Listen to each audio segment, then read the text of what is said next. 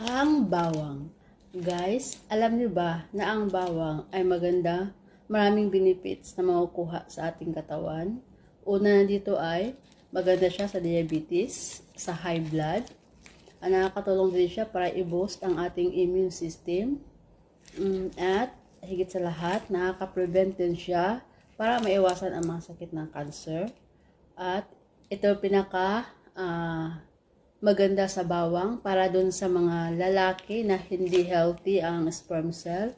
Nakakatulong siya para maging healthy yung sperm cell nyo.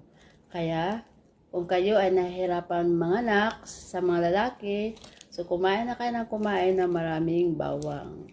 Maraming paraan para kainin ito. Una is yung pwede siya kainin na hilaw. Mas effective daw siya pag hilaw, lalong-lalo na sa mga